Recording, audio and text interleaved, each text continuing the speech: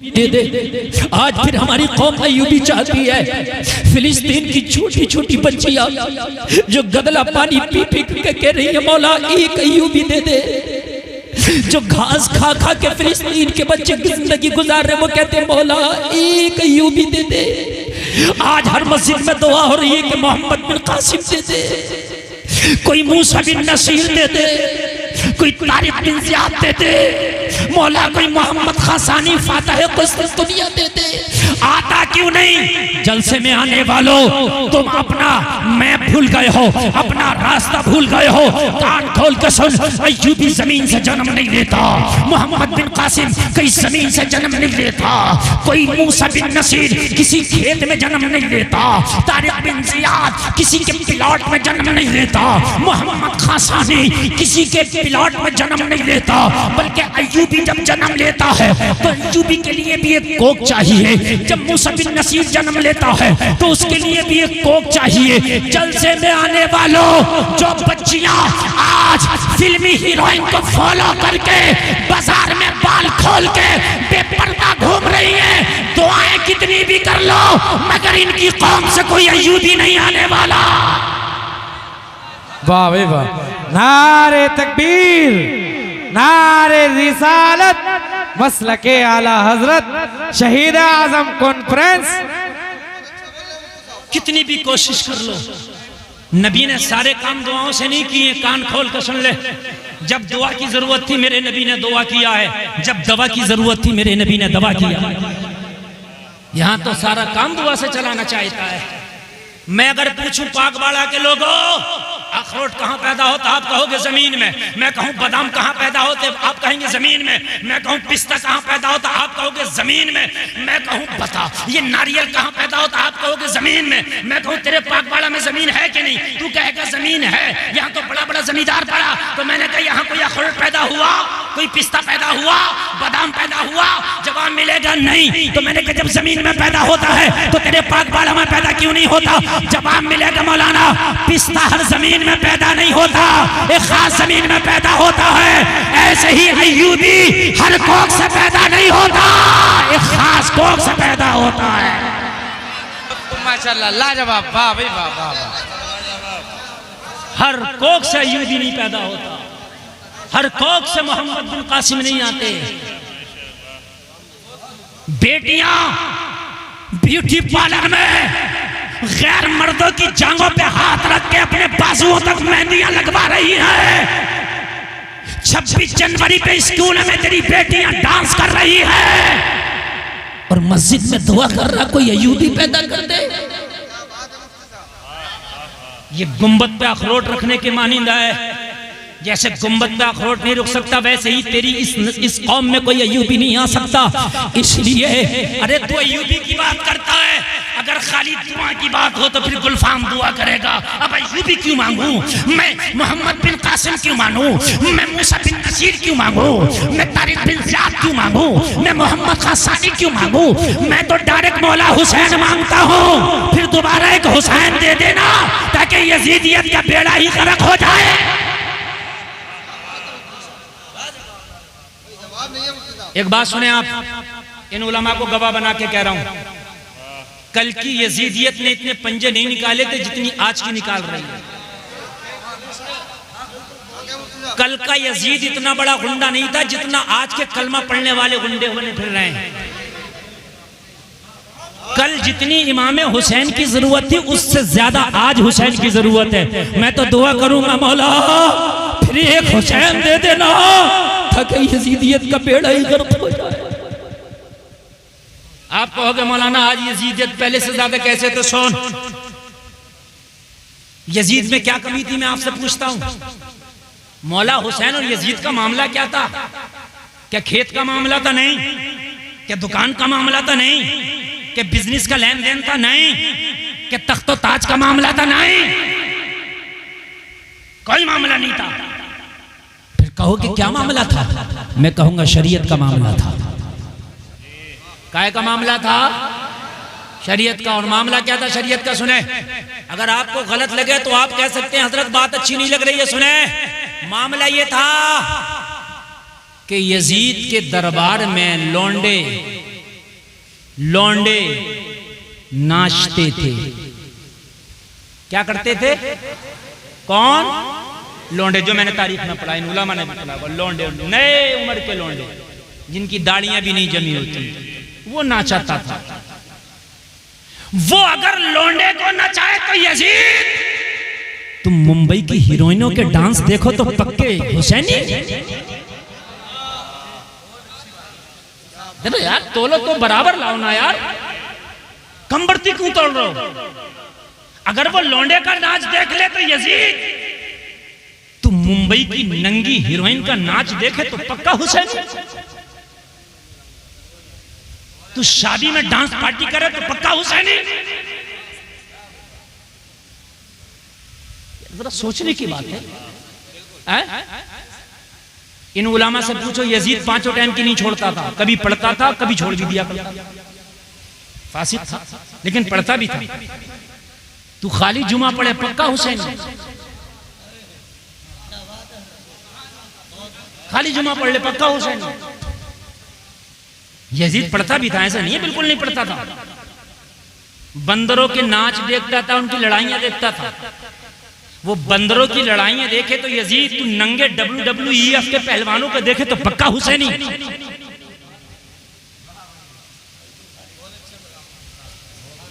तू मुर्गे की कुश्ती कराए, बग्गी बाग की कुश्ती कराए, लूडो खेले, शतरंज खेले, पक्का हुसैनी। यार मुझे बताओ, अगर कयामत में यजीद ने कह दिया मौला मैं तो यजीद था ही, ठीक है, लेकिन जो कमियां मेरे अंदर थी मुझसे बढ़ के तो इनके अंदर है, बताओ यार, जवाब क्या दोगे मुझे? बताओ ना यार। नमाज हम नहीं पढ़ते, शराबें आज मेरी कौम पी रही है। उसके जमाने में तो इतनी तरह की शराबें होंगी भी नहीं, सिर्फ एक आध तरह की शराब ही होगी। यहां तो कितनी कितनी तरह की, कितनी कितनी क्वालिटी की चल रही है, कितनी वैरायटी चल रही है। हम पिए तो पक्के हुसैनी। लोगों कान खोल करके सुन लो, अगर आप वाकई हुसैनी हो तो उन कामों से आपको नफरत करना पड़ेगी जिन कामों से हुसैन ने नफरत की है। बल्कि अगर कोई शरीयत के खिलाफ काम आपके सामने आए तो नफरत करते चले जाओ और ताजुश शरिया का ये पैगाम सुनाते चले जाओ, जो पिया को भाई अख्तर वो सुहाना राग है, जिससे नाखुश हो पिया वो रागिनी अच्छी नहीं। नारे तकबीर, नारे रिसालत, मसलके आला हजरत शहीद आजम कॉन्फ्रेंस बस्ती बस्ती करिया करिया। मुझे बताएं आप, मुझे बताएं, हुसैन ने क्या सर इसीलिए कटाया था कि तुम नमाज़ें न पढ़ना? क्या हुसैन ने सर इसीलिए कटाया था कि बेटियां बाजारों में बेपर्दा घूमें? क्या हुसैन ने सर इसीलिए कटाया था कि तुम्हारी बेटियां बाजारों में नजर आए? क्या हुसैन ने सर इसीलिए कटाया था कि आज तुम ऐसा अपने घर में मगरिबी माहौल पैदा कर लेना कि तुम्हें देख के पता न चले कि तुम मगरिबी शहजादा है या फिर किसी इस्लाम के चाहने वाले का शहजादा है, पता ही नहीं चले? क्या हुसैन ने सर इसलिए कटाया था कि मस्जिदें वीरान हो जाए? क्या हुसैन ने सर इसलिए कटाया था शराब के अड्डे आबाद हो जाए? क्या हुसैन ने सर इसलिए कटाया था कि तुम्हारी बेटियां ऐसे कॉलेजों में पढ़े कि जहां वो इर्तिदाद का शिकार हो जाए? अरे ऐसी डिग्री पे हम ठोकर मारते हैं जो बेटियां इज्जत के बदले डिग्री लाती है। कान खोल करके सुन, अगर इज्जत के बदले डिग्री आए तो इस डिग्री पे हम ठोकर मारते हैं। इज्जत पहले है, डिग्री बाद में। बड़ा खुश हो रहा, फटा फिर रहा, पढ़ा मेरी बेटी TMU में पढ़ रही, TMU में पढ़ रही है तो देख के पर्दा है क्या नहीं? मेरी बात थोड़ी सी कड़वी है, अगर पर्दा है तो देख, अगर पर्दा नहीं है तो जिस सोने से नाक कान छिए वो सोना मेरे लिए बेकार है। आप कहते हो कि मियाँ दुआएं कबूल नहीं होती, दुआएं कबूल नहीं होती। और मेरे भाई जरा कान खोल करके सुन ले, अपनी बेटी को यूनिवर्सिटियों में बाद में भेज, अपनी बेटी को दीन का तालीम पहले सिखा दे, अपनी बेटी को कनीज़े फातिमा पहले बना दे, ताकि जिंदगी के किसी भी मोड़ पे वो ये ऐलान कर दे हम जान तो दे सकते हैं मगर इज्जतों का सौदा नहीं कर सकते। एक बेटी आई थी निकल के कर्नाटक के स्कूल में, जब उसके हिजाब पे सैकड़ों गीदड़ों ने भपकियां लगाई ना, तो उसने नारा लगा के बता दिया था, जिसको मुस्कान जमाना कहता है, मैं कनीज़े फातिमा हूं, मेरे लिए ईमान पहले है, जान बाद में।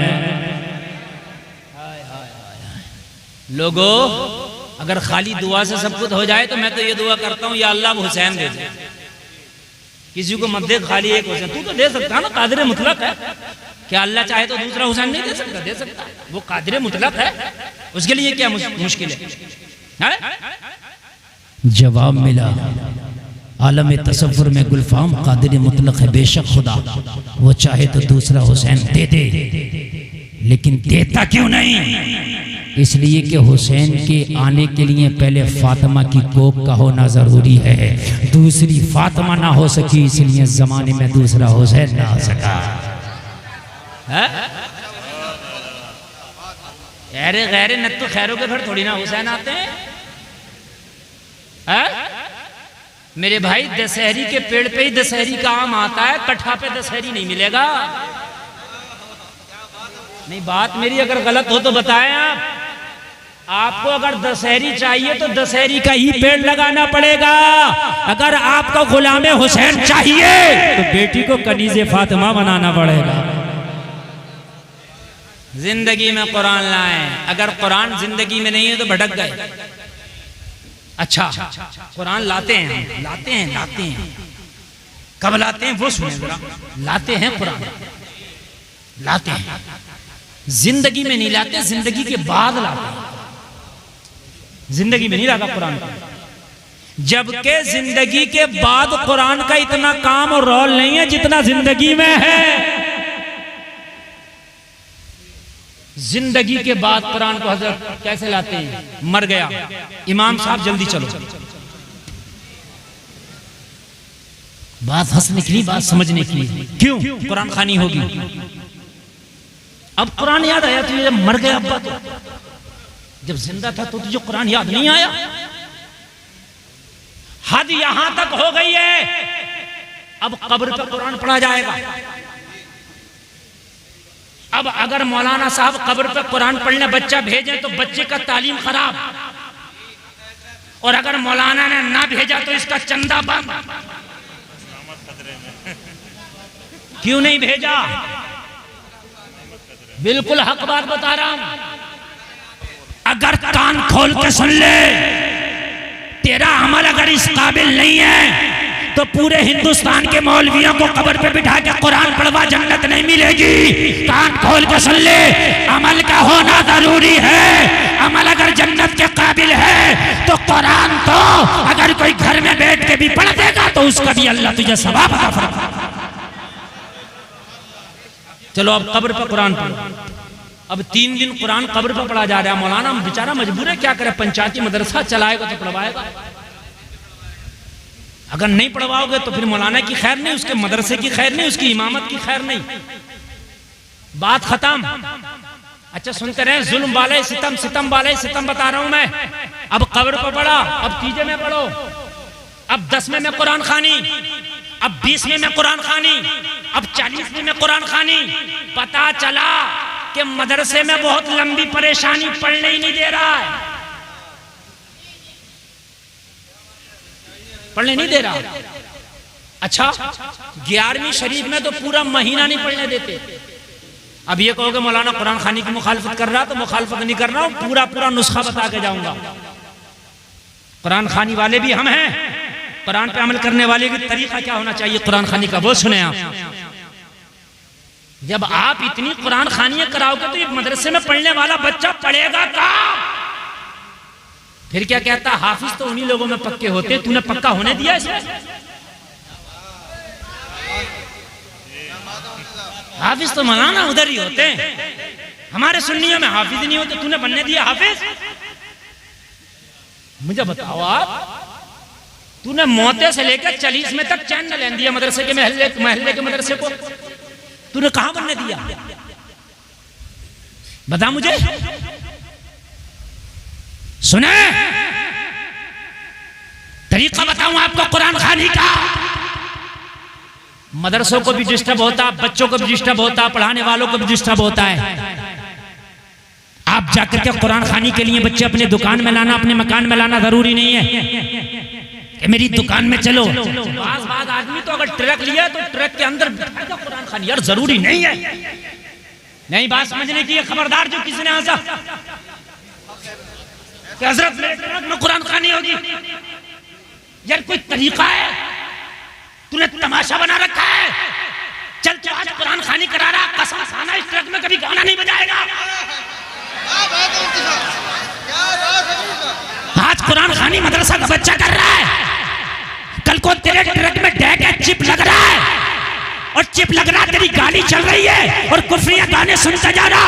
बेशरम, तुझे शर्म नहीं आती? तूने मदरसे के बच्चों को बरकत के लिए बुलाया था, तो फिर यहाँ गाना किस लिए सुन रहा है?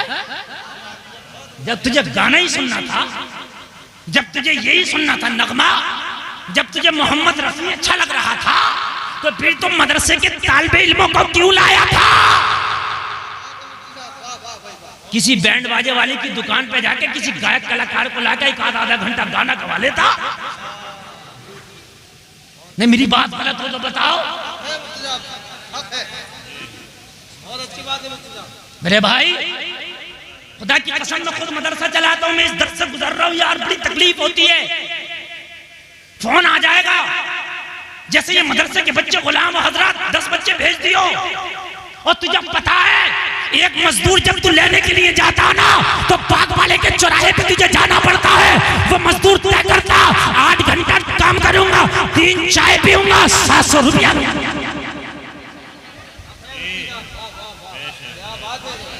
सही बता रहा हूं मैं। तूने मदरसे के बच्चों को यार समझ के लिए 10 बच्चे भेज दिए, 2 समोसे में पूरी कुरान खानी करा दिया। 2 समोसा खिलाकर सोचता मैंने बहुत बड़ा उपकार कर दिया इन बच्चों पर।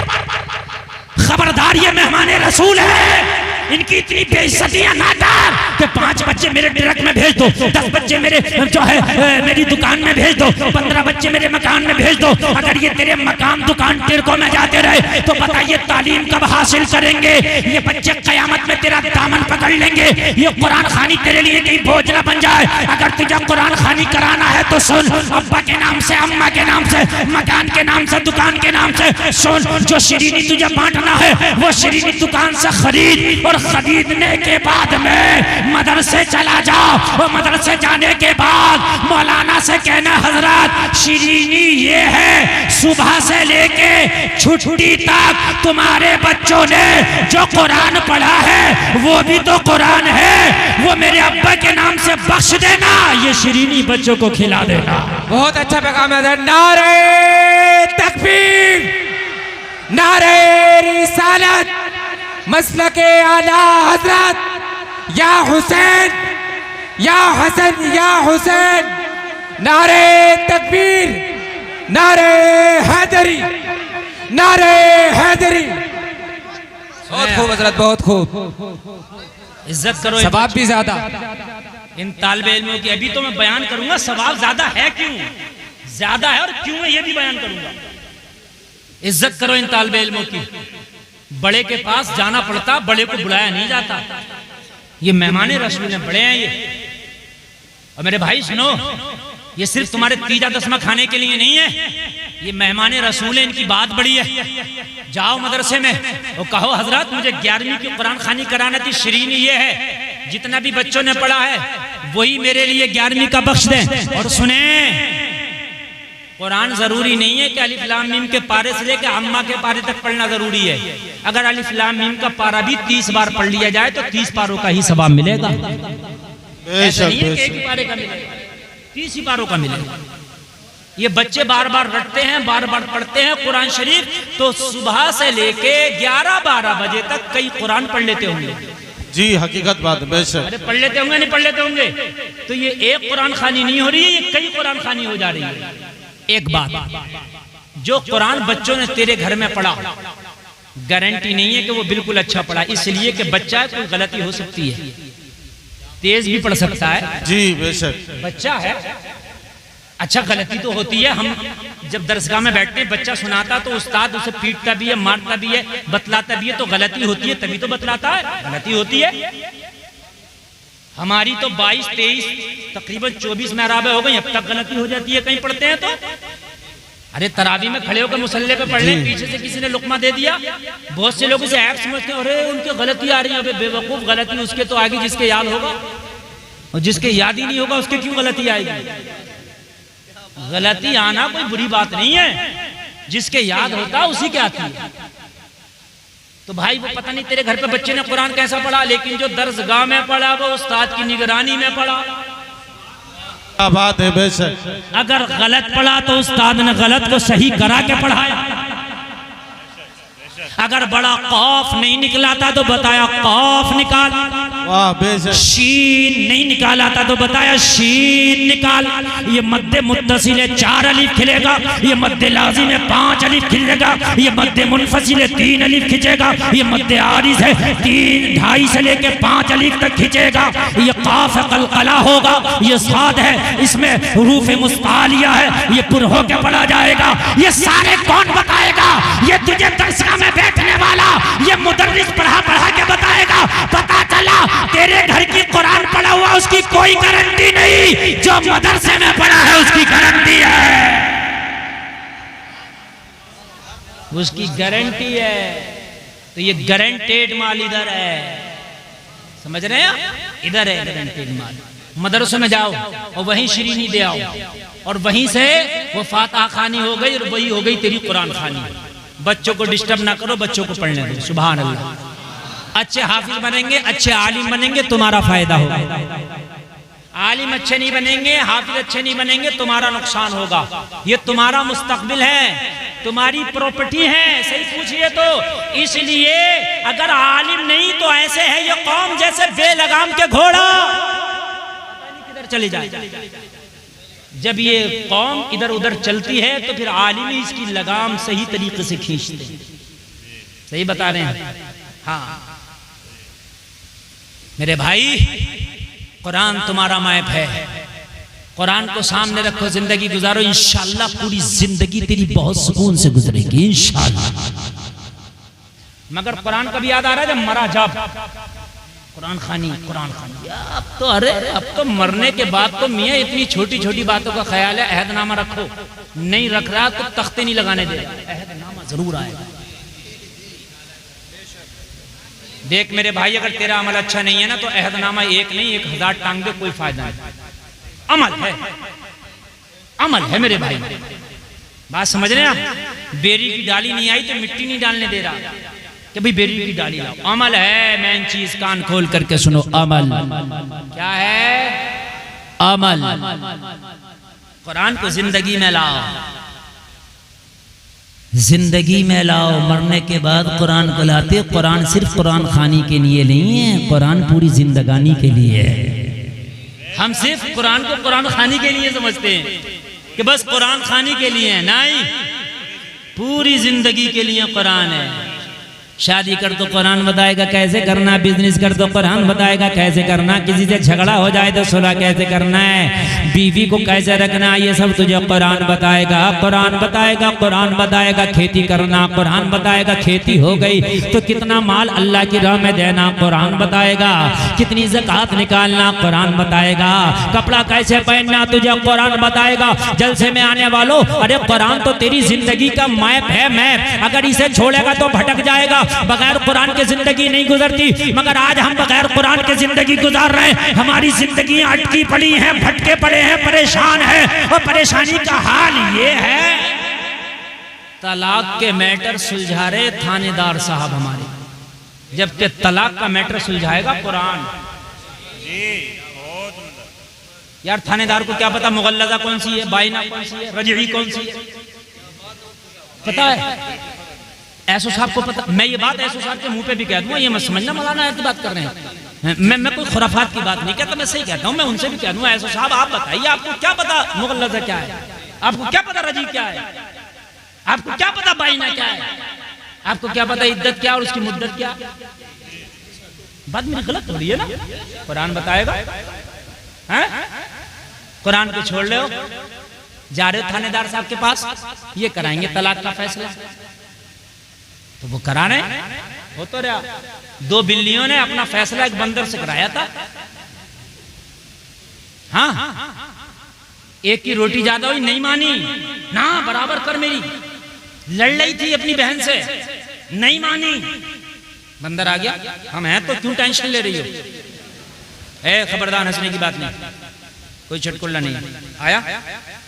आया उसने देखा तोली तो एक की रोटी ज्यादा थी, कहने लगा भाई इसकी ज्यादा है, थोड़ी सी खा लेते हैं, बराबर हो जाएगी, खाया, ज्यादा खा लिया, इसकी अब ज्यादा हो गई, तो कहा तुम्हारी भी थोड़ी सी खा लेते हैं, थोड़ी सी इनकी खा ली तो उसकी ज्यादा हो गई, कहा तुम्हारी भी थोड़ी सी खा लेते हैं, इनकी खाई, इनकी ज्यादा हो गई, कब तक खाते रहते, एक दिन दोनों की खत्म हो गई, दोनों पे कुछ नहीं रहा। अगर ये अपनी बहन की थोड़ी सी बर्दाश्त कर लेती तो इस पे 19 आ जाती, इस पे 20 आ जाती, आ तो जाती, रहती तो दोनों बहनों पे। मेरे भाई गलत तो नहीं है ना, और बंदर दोनों की खा गया, किसी की नहीं छोड़ा। आज जरा सा मामला हो गया तो अपने भाई के ऊपर डंडा निकाले घूम रहा है, एक अंगल जमीन के लिए नहीं दबूंगा, चाहे कुछ हो जाए, 50,000 रुपए खर्च कर सकता हूँ, मगर नहीं दबूंगा, मगर नहीं दबूंगा। आज ऐसा मामला हुआ ही क्यों, आज दबना नहीं है, तुझे कोर्ट में घसीटूंगा, तुझे वहां घसीटूंगा। सुन, पैसे मारने वाले के खर्च नहीं होते, पिटने वाले के भी खर्च होते, दोनों के होते हैं खर्च। हाँ, हमने दोनों के खर्च होते देखे, और दोनों खर्चा करके कहते हैं अभी कुछ हुआ नहीं, तो कहते हैं कि वो तो खत्म हो गया, अब दूसरों का इंतजाम करो। समझ रहे हैं आप? करो, छोड़ो कुरान को। कहां तक छोड़ोगे कुरान को? लड़ाओ मुकदमे, 10-10 साल तक मुकदमे लड़ा रही है मेरी कौम, वो कौम के जिस मजहब में यह है कि 3 दिन से ज्यादा बोलचाल बंद नहीं रहना चाहिए। अगर अपने मुसलमान भाई से कोई मामला हो जाए तो सलाम कर ले। आज 10-10 साल से मुकदमे लड़ा रहे हो, अगर अपने भाई से कोई मामला हो गया तो सुन, कोर्ट का रुख ना कर, कुरान का रुख कर। कुरान तू बता, मेरे भाई से मसला हो गया है, बता मैं क्या करूं? तो कुरान तुझे कह रहा है सुन, अगर भाई से कोई मामला है तो कुरान साफ कह रहा, वल काज़िमीन अल गैज़ वल आफीना अनिन नास वल्लाहु युहिब्बुल मुहसिनीन। कुरान कह रहा, जो लोग गुस्से को पी जाते हैं, लोगों को माफ कर देते हैं, अल्लाह एहसान करने वालों को पसंद फरमाता है। अगर आपको कोई मामला है अपने भाई से, कोई तकलीफ है तो कुरान उठा, कुरान तू बता मैं क्या करूं, मेरे कलमा पढ़ने वाले भाई से मुझे तकलीफ पहुंची है। तो कुरान कह रहा, जो लोग गुस्से को पी जाते हैं, अपने भाइयों को, लोगों को माफ कर देते हैं, कुरान कह रहा, अल्लाह एहसान करने वालों को पसंद फरमाता है। ओ जलसे में आने वालों, अपनी जिंदगी का फैसल कुरान को बनाओ, अपनी जिंदगी का मैप कुरान को बनाओ। ओ जलसे में आने वालों, अगर कुरान तुमने सामने रख के जिंदगी गुजारी, खुदा की कसम कोई अटका खटका हो ही नहीं सकता। हमारे यहाँ कुरान आता खत्म के बाद, आदमी खत्म तो कुरान जल्दी लाओ। मस्जिद में भी कुरान का हदिया करके रखेंगे। मसला सुन लें, अगर मस्जिद में कुरान पढ़ने के लिए काफी है तो मस्जिद कुरान का हदिया करके ना रखें। ये पेटियों पे चट्टियां लगी हुई हैं, जब सफाई हो रही है तो इधर से इधर को रख दिया गई, इधर से इधर को रख दिया गई, पढ़ने में नहीं आ रही है वो। इससे बेहतर यह है कि कुरान आप मस्जिद में ना रखें, अगर पढ़ने लायक हैं मदरसे में जाएं। दरस निजामी के बच्चों की किताबें हजारों की होती हैं, उन गरीब बच्चों को किताबें मैसर नहीं आती। मौलाना से पूछा, हजरत बताएं कितनी किताबों की जरूरत है, अपने अब्बा के इसाले सवाब के लिए किताबें रखना चाहता हूँ। 10-5 हजार की इस्लामी किताबें रख के मदरसे में रख दे, जब तक मदरसे में किताबें पढ़ी जाती रहेंगी तेरे अब्बा को सवाब मिलता रहेगा। सुभान अल्लाह।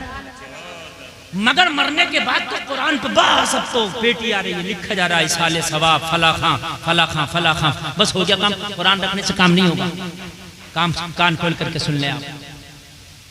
तलाक हो गई तो मौलाना के पास आगा, हजरत कुरान क्या कह रहा, हो गई। अबे हो गई तो अब क्या हो गई, अब तो होने से पहले आता हजरत मेरी बीवी से मेरी नहीं बन रही है, ये बताइए कुरान क्या कह रहा है।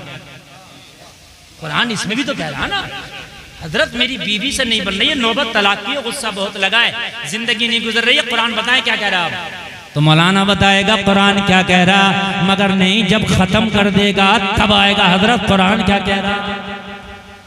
अब बताओ, जब दे दी और देता भी कैसे है, कम से कम 3 तलाक दे के आता, इससे कम दे के नहीं आता।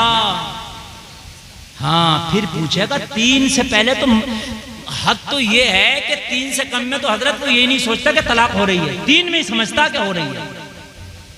मेरे भाइयों, तलाक मालूम है क्या है? बस इसी बात को बता दूं, बस मैं करबला का रुख कर रहा हूं, वरना सुबह को कहेंगे मौलाना गुलफाम आए तो वो करबला तो बोल के ही नहीं गए। हालांकि मैंने पहले इशारा दे दिया कि मैं शहादतें टच नहीं करूंगा, लेकिन मैं फिर करबला के बाद का कुछ मंजर आपके सामने रखूंगा इंशाअल्लाह। बोले इंशाअल्लाह। नींद तो नहीं आ रही है ना? एक बार पढ़ें सुभान अल्लाह। तलाक क्या है सुने, समझ लो पहले, ये भी कुरान समझाएगा। तलाक क्या है? तलाक एक इमरजेंसी वो खिड़की है तेरी जिंदगी की, जैसे बस में सफर करते हो एक इमरजेंसी खिड़की होती है जिस पे लाल कलर होता है और लिखा होता है इमरजेंसी विंडो। अरे होता कि नहीं होता? ट्रेन में भी होती है, उस पे भी कलर लाल होता है। बात है समझ में आ रही है कि नहीं? मतलब क्या है इसका? अच्छा, बाज तो उस खिड़की के पास हथौड़ा भी होता है, इसे निकालो, इससे तोड़ो, निकल जाओ। क्यों है? बहुत ठंडे दिमाग से सुनना, तुम्हारी जबान में समझा रहा हूं, इसलिए कि समझाना इन्हें नहीं, समझाना तुम्हें। ये सब अल्हम्दुलिल्लाह समझे हुए और दूसरों को समझाते हैं। वो खिड़की किस लिए?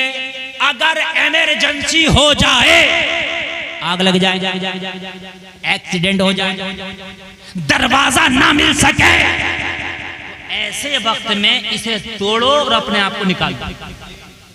यही मतलब होता भाई, और तो कोई नहीं है ना। बस अब तुम ये करो कि कोई इमरजेंसी हो जाए, तुझे दरवाजा ना मिले तो तू पूरी बस को तोड़ दे। अरे तो भाई दंड पड़ जाएगा, इसलिए कि पूरी बस को क्यों तोड़ रहा है? इमरजेंसी वाली को तोड़ना, तू कहे कि वो इमरजेंसी पड़ गई तो इमरजेंसी वाली है तो इसे तोड़ना, पूरी बस को क्यों तोड़ना? जब अगर जिंदगी में कोई एक्सीडेंट बीवी और तेरे हो जाए और तेरी बात ना बने, तो जो इमरजेंसी वाली एक तलाक है उससे काम ले, पूरी को ना ले।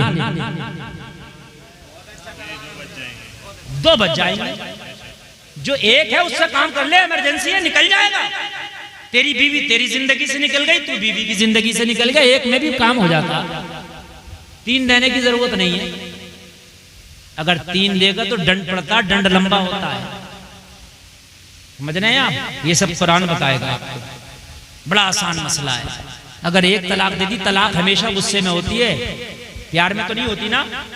और इस्लाम बड़ा प्यारा मजहब है, तलाक के बाद इद्दत की मुद्दत रखी है। क्यों? हो सकता है कि इद्दत के अंदर इसका भी गुस्सा ठीक हो जाए, मोहतरमा का भी ठीक हो जाए, दोनों अपने फैसले पे पछताएं, यार हमने तलाक लेके गलत किया, हमने तलाक दे के गलत किया। जब गुस्सा ढल जाता, गुस्सा उतर जाता है, तो गुस्से वाले फैसले पे पछतावा होता है। तो जलसा में आने वालों, अगर एक तलाक दिया हुए होगे तो आपको भागने की जरूरत नहीं, फतवा लाने की जरूरत नहीं, डायरेक्ट वो तेरी बीवी तेरे निकाह में आ जाएगी, डायरेक्ट आ जाएगी। जरूरत ही नहीं है भागने की, जरूरत ही नहीं है किसी दूसरे का मामला बनाने की। समझ रहे हैं आप? ये मैटर कभी मैं इस पे बोलूंगा तो मुकम्मल बोलूंगा, हलाला क्या है, तलाक क्या है, समझ रहे हैं आप? ये सब बोलूंगा मैं। ये हलाला जो बना लिया ना, ये कुछ नहीं है, ये गलत है। अल्लाह के रसूल ने तो फरमाया, हलाला करने वाले कराने वाले पर अल्लाह की लानत। समझते नहीं, वो ओरिजिनल निकाह होता है, कोई हलाला नहीं होता। दूसरा निकाह होता ना, वो भी ओरिजिनल निकाह है भाई। वो अगर अपनी मर्जी से तलाक ना दे तो उसकी मर्जी। खैर आगे बढ़िए। कुरान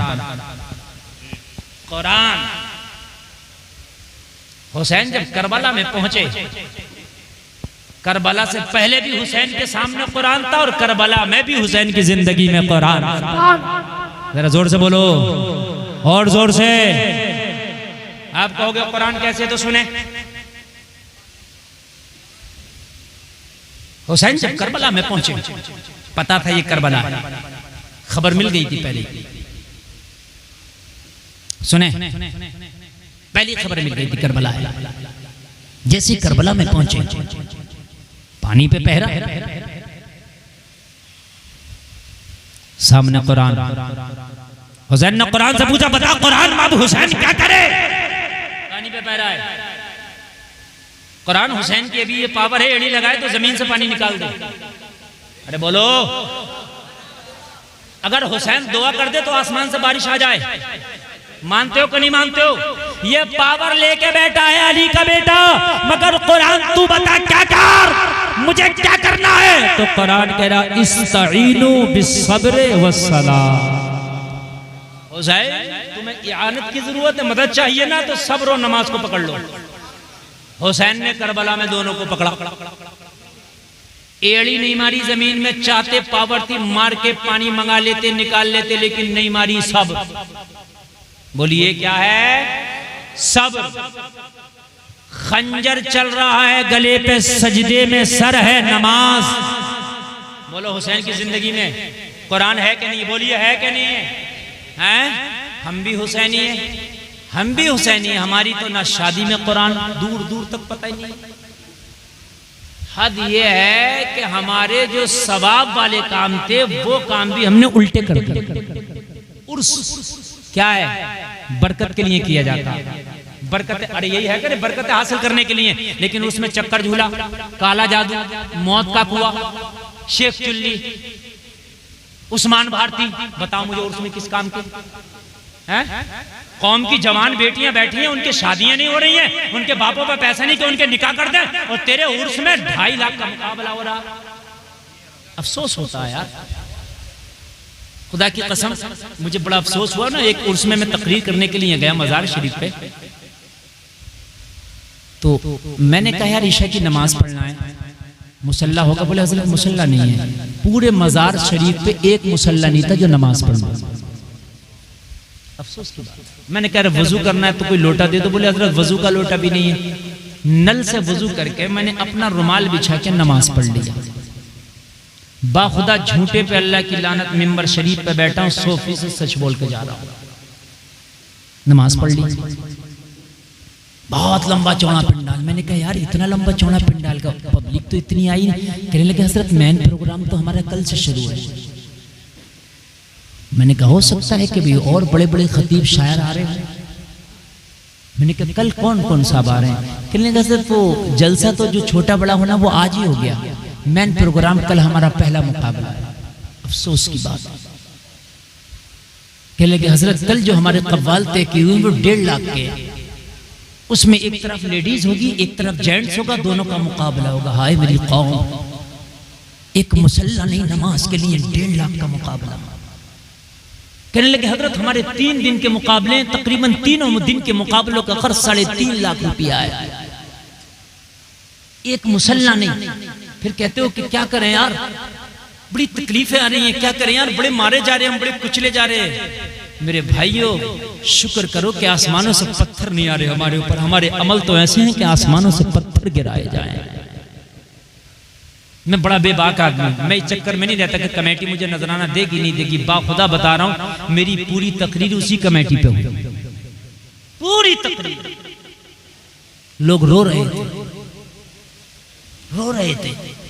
मैंने कहा सुन, आज जिस मिंबर पे बैठ के तूने कुरान की तिलावत कराई है, जिस मिंबर पे बैठकर आज नबी की नाते पढ़वाई है, जिस पर कुरान और हदीस का दर्स हुआ है, कल को उसी मिंबर पर किसी की बेटी नाच रही होगी, नंगा नाच नचाया जा रहा होगा। बताओ क्या तुम्हें ये गवारा होगा? जहां शराब रखी है वहीं पर कुरान रख दो। कहने लगे हजरत कैसे गवारा कर लेंगे? मैंने कहा आज कुरान की तिलावत नहीं हो रही है इस स्टेज पर, आज नाते रसूल नहीं पढ़ी जा रही है इस स्टेज पर, आज हदीस रसूल के तर्जमे नहीं पढ़े जा रहे इस स्टेज पर, पढ़े जा रहे। मैंने कहा कल को इस पर गुंडागर्दी नहीं होगी, इस पर कोई नचनियां नहीं नाचेगी क्या, इस पर गंदे गंदे अशआर नहीं पढ़े जाएंगे? अरे मैदाने महशर में ये अल्लाह वाला तेरा दामन पकड़े होगा और मांगेगा मौला जिस चीज से मैं जिंदगी भर नफरत करता रहा, मेरे विसाल के बाद इसने मेरे मजार पे किया। और जवाब क्या होगा? यहाँ तो उर्सों में भी हमारे हराम काम इतने बुलंदियों पर। और जलसे में आने वालों, उर्स करना है तो ऐसे उर्स करो कि आप खूब चंदा करो, उर्स में 5 लाख हो जाए तो अच्छी बात है। और देखो कि उर्स में ये देखो तेरी बस्ती में कोई ऐसी गरीब बच्ची तो नहीं है जो जवान है, उसके बाप पे उसके निकाह के लिए पैसा नहीं है। अगर ऐसी कोई बच्ची हो तो उनके बापों से कह दो तुम अपनी बेटियों के रिश्ते देख लो। उर्स के दिन हमारी उर्स कमेटी तेरी बेटी के निकाह का पूरा खर्चा उठाएगी, पूरा खर्चा उठाएगी। खुदा की कसम 24 नंबरी भी तेरे उर्स को कह रहा होगा, वाह क्या उर्स किया है। हा? लेकिन डांस पार्टियां उसमें तुम करते हो, जवाब ये मौलाना लोग दे। तुम तो चले जाते, तुम नहीं देते, जवाब हमें देना पड़ता है। समझ रहे हैं? ढोल तमाशे तुमने कर लिए, जवाब हमें देना पड़ता है। खुदारा ऐसे उर्स ना करो, अल्लाह के लिए ना करो। ये मैदान मैशर में अल्लाह वाले तुम्हारा दामन पकड़ के खड़े हो। अभी छत्तीसगढ़ में मैं एक तकरीर करने गया 2 साल पहले, उर्स का प्रोग्राम, और उर्स का नहीं था, वैसे प्रोग्राम था। उसके बाद उर्स होने वाला था। मुझे बताया, बोले हजरत यहाँ तकरीबन चादरें चढ़ती हैं मजार शरीफ पे, एक चादर का खर्चा तकरीबन से तकरीबन 1 लाख होता है, एक चादर।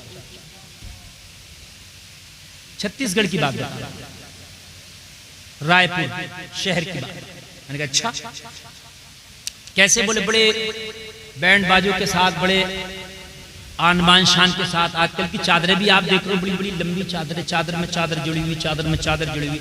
सरकार आला हज़रत ने फरमाया मज़ार पे एक चादर पड़ी हो, जब तक वो बोसीदा ना हो जाए, खराब ना हो जाए, दूसरी की जरूरत नहीं है, बस काफी। चादरों का भी एक मेरे भाइयों कारोबार चल रहा। मेरी बात अगर झूठ हो तो आप देख लेना। इधर दुकान से लाके तूने चादर चढ़ाई और उधर से इसने उतार के खादिम ने और फिर दुकान पे पहुंचाई। यही घूम रहा। मैं सही बता रहा हूं मेरे भाई, आज मेरी कौम खुदा की कसम तशना है, मेरी कौम प्यासी है। अल्लाह की कसम मेरी कौम को आज इल्म की जरूरत है।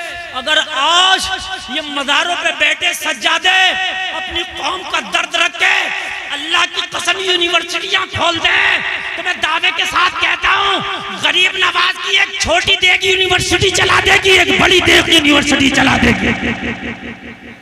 अगर आपको यकीन ना हो तो लाओ दोनों देगे मुझे दे दे, 2 यूनिवर्सिटी मैं चला के दिखाऊंगा। ख्वाजा की जो छोटी बड़ी देग है, क्या उसमें आने वाली रकम यूनिवर्सिटी नहीं चला देगी? मगर यूनिवर्सिटी तो दूर की बात, कोई मकतब चलाया है इन्होंने। मेरी बातें कड़वी जरूर लगती हैं, मेरी बात हकीकत है। ये मौलवी चंदा करते करते थक गए, इनकी कोई 10 रुपए की रसीद नहीं कटाता, वहां 500 का नोट डालता। कान खोल के सुन ले, वो ख्वाजा तक नहीं पहुंच रहा है ना। वो देख में जो डाल के आ रहा ना 500 का नोट, उससे तेरे नोट से कोई मतलब नहीं है। वो इनको जाएगा, ये जो घूम रहे हैं साहब, मजे जो ले रहे हैं, उनको जाएगा। ये जो बिरयानी खा खा के नमाज के टाइम चादरें ओढ़ ओढ़ के सो रहे हैं, इन्हें जाएगा ये। बिल्कुल हक है। किसी गरीब को दे दे। समझ रहे हैं आप? बड़ी बड़ी अहम बातें हैं। करबला में हुसैन ऐसे मौके पे भी कह रहे हैं, कुरान बता हुसैन ने क्या करना है। कहा हुसैन सब बस अब चलें, बस अब बिल्कुल करबला से मैं निकल रहा हूं, तवज्जो करें। इसलिए कि टाइम बहुत क्या टाइम, 1 घंटा 10 मिनट मेरी तकरीर हो गई और मैंने 1.25 घंटा बोलना था, तो मेरे हिसाब से 5 मिनट बाकी है। लेकिन आपकी मोहब्बत मिला के 5 मिनट मेरा, 10 मिनट तुम्हारी मोहब्बत, 15 मिनट और बोलूंगा इंशाअल्लाह। बस ये 15 मिनट सुन के भाई जाएं। और एक आदमी नहीं उठे, अब बिल्कुल करबला आपके सामने रहेगा। और करबला के बाद का मंजर, करबला के बाद भी करबला है। सुन, इमाम पाक ने अब कहा सब्र, कुरान ने कहा हुसैन सब्र, सब्र होगा सब्र। हुसैन अपने बेटी के खेमे में पहुंचे, बीवी के खेमे में पहुंचे, बहन ज़ैनब के पास पहुंचे। कहा बहन ज़ैनब, इस वक्त कुरान हुसैन से सब्र चाहता है, ये मेरी आखिरी सफर है, इसके बाद बहन हुसैन के साथ कोई सफर ना होगा, यह हुसैन की आखिरी मंजिल है, इसके बाद हुसैन का किसी मंजिल पर जाना नहीं होगा। लेकिन मेरी शहादत के बाद भी ज़ैनब सब्र का दामन हाथ से न छूटे। खेमे से किसी बच्ची का भी आवाज इतनी जोर से ना आए कि गैर महरम तक पहुंचे। हुसैन सैयदानियों को ये बताकर, ये तकरीर करके, ये तबलीग करके मेरा हुसैन उठ रहा है। जलसे में आने वालों, मेरे हुसैन ने सबको दर्स दिया और उसके बाद आखिर में अपनी प्यारी बीबी शहरबानों के खेमे में तशरीफ ले गए। अब जरा सुने, आप कलेजा अगर रखते हैं तो सुने। शहरबानो कौन है मालूम है? ये ईरान की शहजादी हुआ करती थी कभी, समझ रहे हैं आप? ये शहजादी ईरान थी जो शहरबानो हुसैन के निकाह में आई।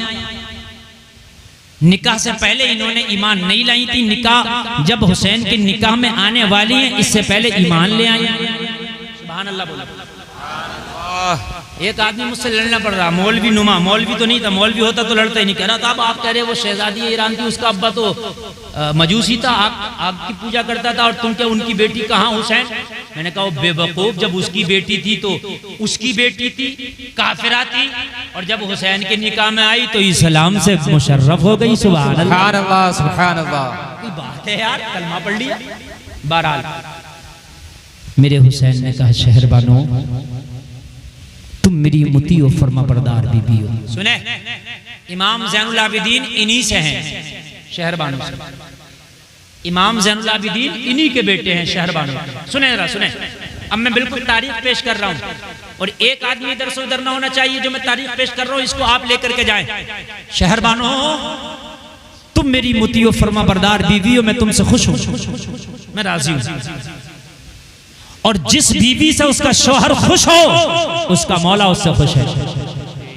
सुन लें आप, अपनी बेटियों को, अपनी बहनों को जब ससुराल भेजा करो तो सबसे पहले ये सबक पढ़ाया करो, मेरी बहन, मेरी बेटी अपनी ससुराल जा रही है, अपनी ससुराल में इस हाल में रहना कि तुझसे तेरा शौहर राजी रहे, मैं तुमसे खुश हूं।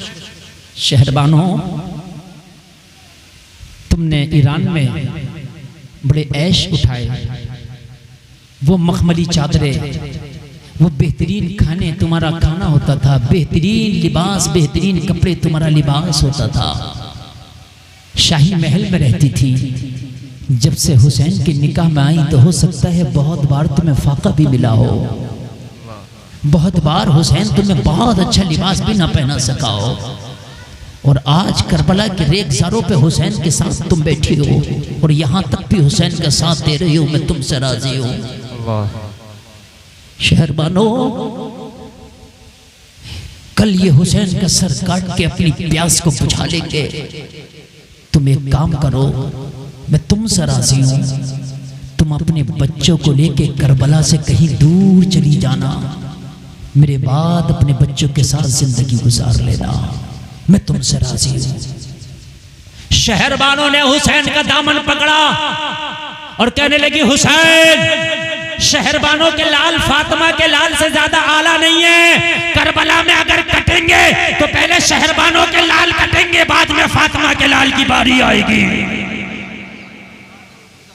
शहरबानों के लाल फातिमा के लाल से अफजल नहीं है। शहरबानों अपने लालों को फातिमा के लाल पे आज कुर्बान करेगी हुसैन। शहरबानों कसम खाती है कि फातिमा के लाल के कदमों पे अपना एक एक लाल कुर्बान करके मैदाने महशर में कह दूंगी, माँ फातिमा अपने लालों को तेरे लाल हुसैन पे कुर्बान करके आई हूँ। तो बच्चों करे और कहने लगी हुसैन, कभी अपने दिल में ये ख्याल ना लाना कि मैं अच्छे खाने ना खा सकी आपके निकाह के बाद, कीमती लिबास ना पहन सकी आपके निकाह के बाद, वो ऐश मुझे ना मिल सके आपके निकाह के बाद, ये ख्याल में भी ना लाना हुसैन, आज आखिरी रात है। मेरे दिल का हाल तो ये है, जो मेरा बाप बादशाह होके ना दे सका वो आपने मुझे दिया है, इस पे मुझे फख्र है। मेरे हुसैन ने फरमाया, मेरी बावफा बीवी, मैंने क्या दिया तुझे? करबला में दुश्मनों के नरगे में है तू, चारों तरफ से यजीदी भेड़िए सुबह का इंतजार कर रहे हैं, मेरा सर काटने के बाद शहरबानों तुम्हारे खेमे को आग लगा दी जाएगी, क्या मिला? कहने लगी हुसैन जो मिलने की बात करते हैं तो वो इनाम ये है कि जब मैं ईरान में शहजादी हुआ करती थी, जिन जिन रास्तों से मेरी सवारी गुजरती थी, मुनादी निदा देता था, होशियार खबरदार खड़े हो जाओ, आज शहजादी आ रही है, शहजादी ईरान का डोला जा रहा है। लोग बादब हो जाया करते थे, निगाहों को मेरी तरफ से नीचे कर लिया करते थे, अदब में खड़े हो जाया करते थे। ये मेरे बाप ने मुझे दिया था, मगर खुदा की कसम जब से मैंने आपसे निकाह किया है मुझे इतना बड़ा इनाम मिला जो किसी ने न दिया। कहा क्या इनाम मिला? कहा मरने के बाद जब मैदाने महशर में शहरबानो अपनी कब्र से उठेगी तो मैदाने महशर में मुनादी निदा देगा, एले महशर अपनी निगाहों को झुका लो, शहरबानो फातिमा की बहू आ रही है। क्या बात है हजरत, क्या बात। शहजादी ईरान होना और है, फातिमा की बहू होना और है। ये जो कमाल मिले हैं मुझे आपकी बीवी बनने के बाद मिले हैं। लोगों, हुसैन की जिंदगी में कुरान है, हुसैन के घर वालों की जिंदगी में कुरान है। गले सबके काटे, शहादतें हुई, रात आई, रात आई। मुअर्रिख लिखता है जिसके सारा कुनबा कटा पड़ा, जरा बताओ उसका हाल क्या होगा। सैयदा ज़ैनब सकीना को सीने से लगा के खेमा में बैठी है, रात में बैठी, आधी रात आई। आप देखते हैं कि जंगलों में जानवरों के बोलने का भी एक वक्त होता है, जब सन्नाटा छाता तो वो भी खामोश हो जाते हैं। जब सन्नाटे का आलम आया, ज़ैनब उठी, हाथ में तलवार लेके। सैयदा सकीना ने दामन पकड़ा, फूफी तुम कहां जाती हो? अब तुम्हारा ही तो सहारा है। कौन है जो अब सकीना को सहारा देगा? फूफी सिर्फ तुम्हारा सहारा है। कहने लगी ज़ैनब तेरी फूफी पे दोहरी जिम्मेदारी आ गई है आज। क्या? कहने लगी बेटी करबला के मैदान में कटे हुए लाशें पड़े हैं, करबला के मैदान में कटे हुए लाशें पड़े, दोहरी जिम्मेदारी है तेरी फूफी पर। उठने दे, थोड़ी देर के लिए करबला के मैदान का चक्कर लगाने दे, देखूं कि मेरा भाई हुसैन कहां पड़ा है, ठीक ही ने तो दे। अली अकबर की जवानी कहां लूटी गई है? दोहरी जिम्मेदारी है, जंगल है, ये बयाबा है, गरीब वतन है, शहीदों के लाशें कहाँ है। तलवार हाथ में ली, अली की बेटी करबला के मैदान का चक्कर लगाती है। हुसैन का लाशा पड़ा है, हुसैन के लाशे के पास बैठी है, सरबुरी लाश पड़ी है, सर कटा हुआ है, जिस्म के पास बैठी है, सीने में खंजर लगा हुआ, नेज़ा चुभा हुआ, सीने से जो खून निकला था वो मिट्टी उसके अंदर मिल गई है। सैयदा ज़ैनब हाथ से सीने से मिट्टी गिरा, मिट्टी ऐसी हो गई है जैसे पानी मिट्टी में डालो तो कैसे गुद जाती है, इस तरीके से हुसैन के सीने से गीली गीली खून में सनी हुई मिट्टी हटा रही है। अल्लाहु अकबर। मिट्टी हटा रही है, कपड़ों को साफ करने की कोशिश कर रही हो। कह रही है भैया हुसैन, अरे जब मदीने में थे तो नाना के कांधों पे सवारी किया करते थे, करबला में आए तो लाश कैसी बेगोरो कफन पड़ी है। अल्लाहु अकबर। लोगों, इसको कहते हैं सब्र। कौन सा कलेजा लाओगे, कौन सा जिगर लाओगे? ये अली की बेटी का जिगर है कि भाई के लाशे से उठी, और उठने के बाद जब सकीना का ख्याल आया तो फिर खेमा में आ गई और सकीना को गले से लगा कर बैठ गई। कहने लगी सकीना, तेरी फूफी को तेरा भी पहरा देना है, तेरी फूफी को करबला में पड़े हुए शहीदों का भी पहरा देना है। अल्लाहु अकबर। दोहरी जिम्मेदारी है। मुअर्रिख लिखता है सुबह नमदार होती है, जालिम यजीदी तैयारियां करते हैं, हुसैन के खेमे जलाएंगे। अब हुसैन के खेमे जलाएंगे। मालूम है मुअर्रिख लिखता है खेमा जलाने की एक बड़ी वजह क्या थी? सुने, क्या हुसैन के खेमों में माल था? नहीं, हुसैन के खेमों में तो खाने पीने की अशिया तक नहीं थी। तो फिर जलाया क्यों? अली का बेटा सच्चा है। यजीदियों ने, कूफियों ने जो खत हुसैन को भेजे थे वो खत हुसैन के पास खेमे में मौजूद थे। और हुसैन ने अपने आखिरी खुतबे में कहा था, फला तू आज तलवार लेके हुसैन के सामने खड़ा है, क्या तूने मुझे खत ना भेजा था कि हुसैन आ जाए? मेरे खेमे में तेरा खत मौजूद है। वो सारे खत मौजूद थे हुसैन के खेमा के अंदर। हुसैन लेकर के आए थे, विद प्रूफ आए थे। इनको डर था कि ये हमारे लिखे हुए खुतूत जो हुसैन को हमने बुलाया यजीद तक पहुंच गए तो हमारी खैर नहीं है। यजीद कहेगा अच्छा हुसैन को बुलाने वाले तुम थे, इसलिए खेमों को जला दो ताकि तारी खुतूत जल जाए। खेमा क्या जले? सैयदानियों की चादरें तक जली। खेमा क्या जले? वो तबर्रुकात जले। फातिमा तो ज़हरा का मुसल्ला जला। क्या क्या ना जला। और जब बेसरो सामानी के आलम में ये सैयदानियां खड़ी हैं, अहले बैत कि ये लुटे हुए फूल कड़े हैं, तो इन जालिमों ने यहीं पर बस नहीं किया, कहा इन्हें बांधो जालिमों, ये तो इतने भूखे प्यासे हैं कि अब भागने की सकत भी न रही, किसे बांधता है? लेकिन जालिमों ने बांधा। ऊंटों की पीठों पर कस लिया गया और कसने के बाद दमिश्क के बाजार में लेके पहुंचे हैं। बस मेरी तकरीर का आखिरी ये मरहला है जो मैं पेश कर रहा हूं, बिल्कुल बड़ी मोहब्बत से सुनना। दमिश्क के बाजार में इस लालच में लेकर पहुंचे कि ये कटा हुआ सर यजीद को देंगे, इनाम लेंगे बदले में। सिर्फ सिक्के इन यजीदी कुत्तों का मशरफ था, इन यजीदी कुत्तों का धंधा बन चुका था, सिर्फ सिक्के। पहुंचे दमिश्क के बाजार में, कटे हुए सर नेज़ों पे बुलंद हैं,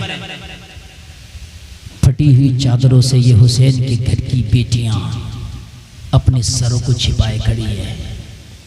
अल्लाह अल्लाह, अगर कलेजा है तो सुने। सारा दमिश्क तमाशाई बना था। कोई ताली बजा रहा था, कोई हंस रहा था। किसी से नहीं कहा था नवासे रसूल का सर काट के लाए हैं, बल्कि दमिश्क में यह ऐलान किया गया था कि ये हुकूमत के बागी थे, इनसे जंग करके इनके सर काट के लाए। ये नहीं कहा था नवासे रसूल का सर कटा है, बल्कि कहा हुकूमत के बागियों का सर काट के लाए।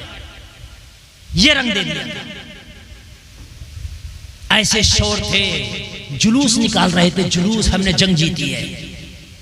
लोगों, फातिमा की बेटी सैयदा ज़ैनब फटी हुई चादर अपने सर पे, अपने सर को छिपाए खड़ी हैं। और लोगों जरा गौर करो, सारा दमिश्क तमाशाई बना है। कोई चौराहे पर खड़ा है, कोई छत पर खड़ा है, बूढ़े भी आ गए, बच्चे भी आ गए, जवान भी आ गए। ये लोगों जिनके पर्दे का एहतराम चांद और सूरज भी करते हैं, आज इन जालिमों ने सरे बाजार लाके खड़ा कर दिया है। सब्र था, अगर खुदा की कसम सब्र ना हो तो दमिश्क में कयामत आ गया।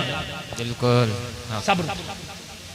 सैयदा सकीना कह रही है, फूफी ये वही हैं जिन्होंने हमारे कलमे पढ़े हैं, हमारे नाना के, वही हैं ये? हाँ वही हैं बेटी, सब्र कर जरा, सब्र कर, वो दिन दूर नहीं है, तेरे नाना की शफाअत से ये सब महरूम है। दिन दूर नहीं है, तेरे नाना की शफाअत से सब महरूम है। कलेजा रखते हो तो सुनो। इसी शोर के आलम में आज हुसैनी बनते हो, बहुत शोर मचाते हो, बहुत ढोल बजाते हो, कहते हो मैं हुसैनी हूँ। तो फिर ये क्या थे, ये जो शोर मचा रहे थे दमिश्क के बाजार में, ये जो जुलूस निकाल रहे थे दमिश्क के बाजार में, ये क्या थे? कान खोल करके सुन। सैयदा ज़ैनब खड़ी है, सैयदा सकीना खड़ी है, ज़ैनुल आबिदीन के पैरों में बेड़ियां खड़ी है। एक वक्त ऐसा आया, एक छोटा सा बच्चा सैयदा ज़ैनब की बारगाह में खड़ा है। सैयदा ज़ैनब ने देखा छोटा सा बच्चा, हाथ में कपड़े का थैला। सैयदा ज़ैनब ने फरमाया, बेटा क्यों आए हो? थैला आगे बढ़ाया, कहने लगा, बीबी ये कपड़े का थैला है, इसमें खाने का सामान है, लाया हूँ, खुद खा लो, अपने बच्चों को खिला दो। सैयदा ज़ैनब ने बच्चे से कहा, बेटा इन बागियों में कौन वफादार निकल आया, इन दुश्मनों में कौन हमदर्द निकल आया? बाद में खाने पीने की बात करना, जिसने ये खाना भेजा है एक बार उसका चेहरा दिखा दे, ताकि मैदान महशर में कह सके नाना मुस्तफा से इन गद्दारों में भी एक वफादार था। उसका चेहरा, खाने की बात ना कर। इसने सैयदा को थैला दिया खाने का, दौड़ा दौड़ा गया। जब बच्चा उधर से आया लौटकर वापस, भीड़ को चीरता हुआ आ रहा था। बच्चा जब आया कुछ देर के बाद, बच्चे के हाथ में एक 80 साला खातून का हाथ था, जिसकी भवें सफेद हैं, जिसके बाल सफेद हैं, बुढ़ापे की वजह से जिसकी कमर झुक गई है, लागर की वजह से जिसके आवाज में भी कपकपाहट है। सैयदा ज़ैनब की बारगाह में लाकर खड़ा कर दिया। कहने लगा, बीबी खाना देने वाली कोई और नहीं, यही 80 साला बूढ़ी है। सैयदा ज़ैनब ने कहा, बूढ़ी जिन्होंने पहचाना था उन्होंने तो खंजर चलाए हैं, कि तूने भी हमें पहचाना, हम कौन हैं? कहा, बेटी मैंने तुझे नहीं पहचाना, तू कौन है? तो कहा, फिर तूने खाना क्यों भेजा? जिन्होंने पहचाना था उन्होंने खेमों को आग लगाई, जिन्होंने पहचाना था उन्होंने खंजर चलाए, जिन्होंने पहचाना था उन्होंने प्यासे गलों पर खंजर चलाए। तूने तो पहचाना भी नहीं, फिर खाना क्यों भेजा? जहां पर सब तालियां बजा रहे थे, तूने भी ताली बजा लिया होता। सब पत्थर मार रहे हैं, 2 पत्थर तू भी मार लेती तो क्या होता है? तेरे भी 2 पत्थर सही हम पर, आज तो हम गम के सताए हैं। तू पहचानती थी नहीं, जानती नहीं हमें, तो फिर खाना क्यों? जवाब सुनो, हिल जाओगे। 80 साल की बूढ़ी औरत ने जवाब दिया, बेटी मसला ये था कि जब मैंने देखा कि तुम्हें कैदी बना के लाया गया, तुम जंगी कैदी हो, तो मुझे अपनी मखदूमा की वसीयत याद आ गई। मेरी मखदूमा ने मुझे वसीयत की थी, जिंदगी में कभी किसी कैदी को देखो तो खाना जरूर खिला देना, इसलिए मैं खाना भेजती। सैयदा ज़ैनब ने फरमाया, बूढ़ी माई तेरी मखदूमा कौन है, जरा उसका नाम तो बता, जिसकी वसीयत इतनी अच्छी है कि ऐसे वक्त में हमें खाना भेज रही है। 80 साल की बूढ़ी औरत ने जो जवाब दिया, कलेजे हिल जाएंगे। कहा, बेटी मेरी मखदूमा का नाम सुनना चाहती है तो सुन, मेरी मखदूमा फातिमा बिन्ते रसूल है।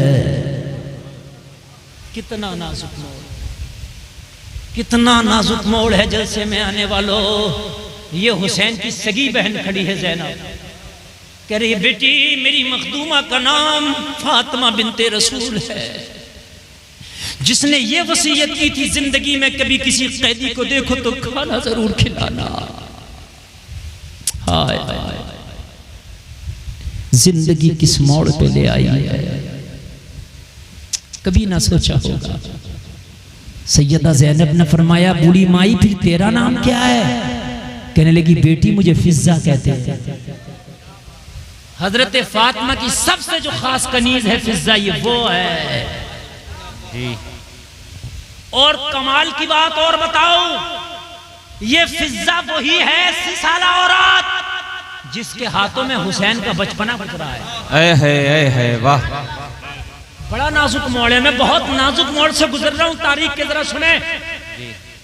ये 80 साला जो बूढ़ी खड़ी है, ये वही है जिसने एक बार नहीं बल्कि कितनी बार ज़ैनब को उंगली पकड़ा के फातिमा के आंगन में पैर चलना सिखाया है। वही है। कितनी बार हसन को लुक़मे खिलाएं, कितनी बार ज़ैनब को लुक़मे खिलाएं, कितनी बार हुसैन के झूले झुलाएं। वही है ये। जब कहा मैं फिजा हूं, सैयदा ज़ैनब ने पहचान लिया है, ये तो मेरी माँ की खास कनीज है। दिल भर आया अंदर से, दिल भर आया। सैयदा ज़ैनब को लगता था चीख निकल जाएगी, मगर हुसैन का सबक याद आया। साबिर की बेटी साबरा है, सब्र का दामन न छूटे ज़ैनब। सब्र। जब्त कर गई। दिल चाहता था मैं अपना परिचय भी करा दूं, मैं कौन हूं, देख मैं कौन हूं, ना कराया। खामोश हो गई, जबान दबा के खड़ी हो गई। क्यों? इसलिए कि इसने मदीने में हमें शहजादी देखा था, आज कैदी देखेगी तो दिल टूट जाएगा। अली के घर वाले किसी को परेशानी देते नहीं है, परेशान हो जाएगी माँ की तरह। और क्या अब इसे परेशान करना, भी यजीद के दरबार में जाते पता नहीं फैसला क्या हो हमारे हक में, अब क्या इसे परेशान करें, इसकी जवानी तो हमारी खिदमत में गुजरी हुई है, अब क्या परेशान करना, इसकी जवानी तो हमारी खिदमतों में गुजरी है, इसने तो हमारी नौकरी करके जवानी अपनी गुजार दी है, इसने तो हमारे घर की जारूब कशी करते करते जो है इसने अपनी जवानी गुजार दी है। मगर इतना जरूर कहा, अली की बेटी है, कहने लगी बूढ़ी माई हम उस घराने से ताल्लुक रखते हैं, अपने ऊपर अगर हमारे ऊपर कोई एहसान कर दे तो उसका एहसान उधार नहीं रखते, बदला फौरन चुकाते हैं। हम उस घराने से ताल्लुक रखते हैं, तूने खाना बेच के हम पे एहसान किया है, हम तेरा एहसान उधार नहीं रखेंगे, बदला नकद दे के जाना चाहते हैं। दिल चाहता है कि तुझे इतना इनाम दे कि तेरा दामन भर दे, मगर बूढ़ी माई देने के लिए कुछ नहीं है। जालिमों ने खेमों को आग लगा दी है, बच्चियों के कानों से बालियां तक नोच ली हैं, देने के लिए कुछ नहीं। अगर है तो प्यास है हमारे पास, अगर है तो भूख है, अगर है तो चंद सिसकियां हैं, अगर है तो चंद आहें हैं, अगर हमारे पास कुछ है तो गरीबुल वतनी है, अगर हमारे पास कुछ है तो दागे यतीमी है। ये बच्ची देख रही है, इसके पास दागे यतीमी है,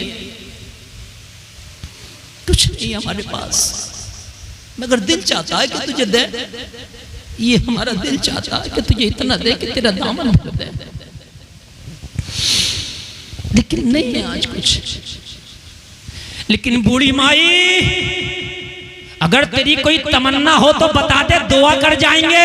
जबानों में आज भी इतनी ताकत रखते हैं, अगर दुआ कर दे तो अल्लाह मरने से पहले तेरी दुआ कबूल फरमा ले, तेरी तमन्ना पूरी कर देगा, तेरी आरज़ू पूरी कर देगा। जबानों में आज भी इतनी ताकत हक है।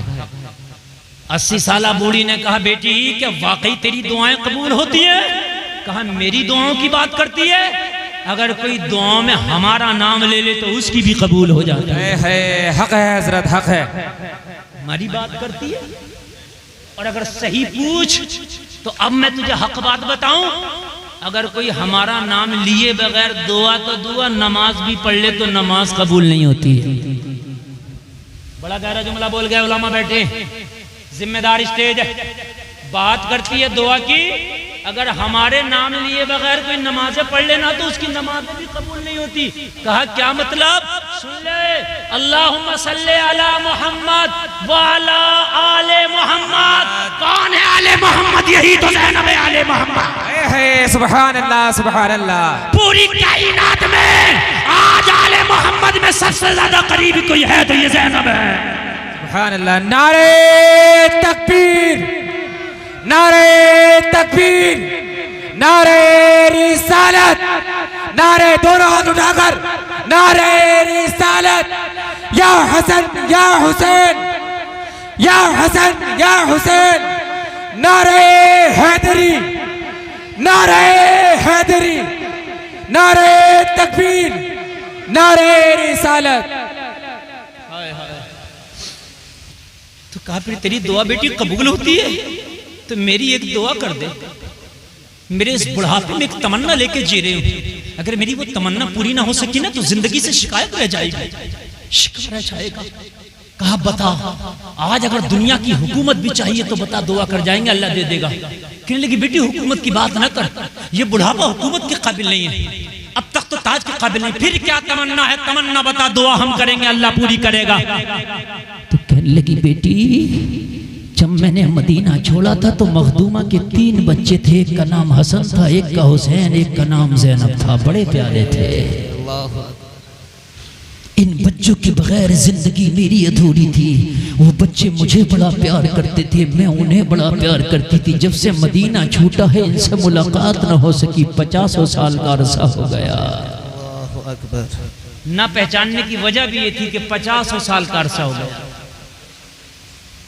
50 साल बाद बेटी अगर वाकई मुस्तजाबुद दावत है तो एक दुआ कर दे कि अल्लाह मुझे सैयदा के उन बच्चों से मिला दे। अकबर अल्लाह। मरने से पहले एक बार कलेजे से लगा लो, मरने से पहले एक बार उस हुसैन को तो देख लो जिसके गले को मैंने रसूलुल्लाह को बार बार चूमते देखा था। उस शहजादी ज़ैनब को एक बार तो अपने हाथों से छू के देख लूं कि जिसे मैंने कितनी बार कपड़े पहनाए थे। दुआ कर दे, एक बार उनसे मिलना चाहती हूँ। अली की बेटी बताना नहीं चाहती थी, मगर ये अली के घर वाले हैं, जबान दे देते हैं तो पूरा भी करते हैं। जबान दे रखी थी कि जो कहेगी वो दुआ करेंगे। कहने लगी बूढ़ी माई जिस रात से पर्दा ना उठा सकती थी, लेकिन मेरी जबान मेरे पर्दा उठाने पे मजबूर करती है। समझ ले मैंने दुआ कर दी, समझ ले अल्लाह ने तेरी दुआ कबूल कर ली। कहा कैसे? कहा तेरे सामने जो बेड़ियों में कैद खड़ी है कोई और नहीं, तेरी ज़ैनब है। अकबर। यही तेरी ज़ैनब है, यही तेरी ज़ैनब है जिसके पर्दे का एहतराम चांद सूरज ने किया था, जालिमों ने आज सरे बाजार लाके खड़ा कर दिया। देख ले ये वही ज़ैनब है कि जिसकी कसम है, जिसके पर्दे की खाया करता है ज़माना। आज तेरी ज़ैनब सरे बाजार खड़ी है, चादरें भी नहीं जो तेरी ज़ैनब अच्छे से अपने सर को ढक सके। इन फटे हुए टुकड़ों से तेरी ज़ैनब ने अपने सर को ढका है। फिज़ा की चीखें निकल गई, हाय जालिमो तुमने नबी की बेटियों के पर्दे के भी एहतराम नहीं किए, तुम्हें मैदान महशर में मुस्तफा को मुंह क्या दिखाओगे। कहा ज़ैनब मेरा हुसैन कहाँ है, उसकी भी कोई खबर हो तो दे दे। कहा हुसैन को देखना चाहती है तो निगाह उठा, ये जो नेज़े पे कटा हुआ सर वही मेरा हुसैन है। कितना नाजुक मोड़ होगा, कितना नाजुक है जरा बताओ। करबला के बाद भी लोगों क़यामत अहले बैत पे आई है, तोड़ी गई है, क़यामत ढाई गई है। ये है तेरा हुसैन। फिज़ा बोली जालिमों मैं कसम खा के कहती हूँ, गिलाफ़े काबा पकड़ के कसम खाती हूँ, जिस पर तुमने खंजर चला के नोके नेज़ा चुभोया है मैंने बार बार रसूलुल्लाह को चूमते देखा। गिलाफ़े काबा पकड़ के कसम खाती हूँ, मैंने बार बार चूमते देखा था इसको। नबी फरमाते थे मेरा फूल है, नबी फरमाते थे हुसैन मुझसे है, मेरा टुकड़ा है। और दमिश्क के ज़ालिमों सुनो, अगर ये हुसैन कभी फातिमा की गोद में रोया, जो फातिमा माँ है, तो मुस्तफा फातिमा के घर आके कहते थे फातिमा इसे रोने ना दिया करो, मुझे तकलीफ होती है। करबला में इस प्यासे पे जब खंजर चलाया होगा तो उस नबी को कितनी तकलीफ हुई होगी, कभी सोच लिया होता।